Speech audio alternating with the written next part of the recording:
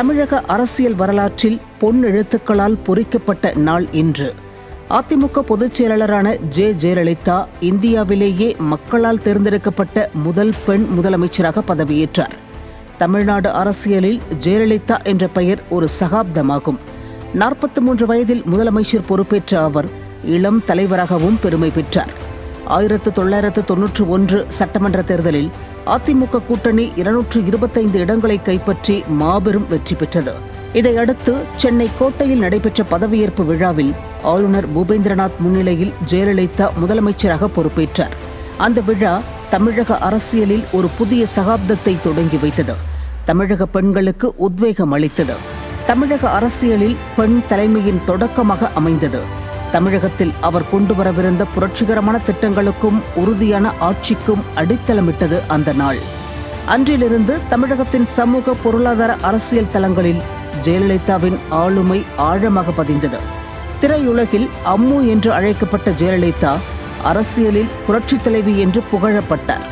எம்ஜிஆர் மறைவுக்கு பின் கட்சியை ஒருங்கிணைத்து ஆண்கள் ஆதிக்கமிக்க அரசியல் களத்தில் தனது திறமையை நிரூபித்தார். அவரது ஆட்சியில் பெண்களுக்கான பாதுகாப்பு, கல்வி மற்றும் சமூக நலத்திட்டங்களுக்கு முக்கியத்துவம் அளிக்கப்பட்டது. அவரது ஆட்சி சவால்களையும் சாதனைகளையும் ஒரு சேர கொண்டிருந்தது.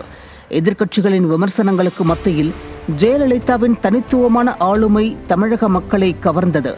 அன்றைய நாள் வெறும் பதவியேற்பு விழா அல்ல, ஒரு மாபெரும் ஆளுமையின் அசைக்க முடியாத எழுச்சியாகும்.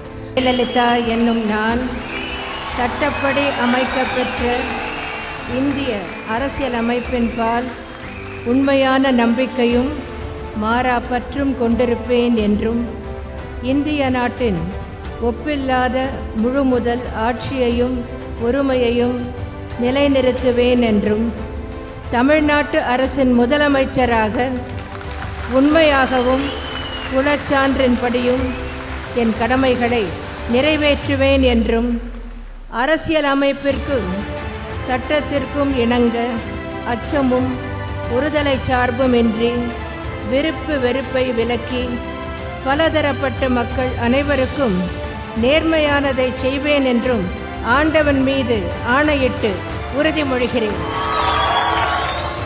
ஜூன் 24 என்றும் அவரது அரசியல் பயணத்தின் மைல்கல்லாக நினைவு கூறப்படுகிறது.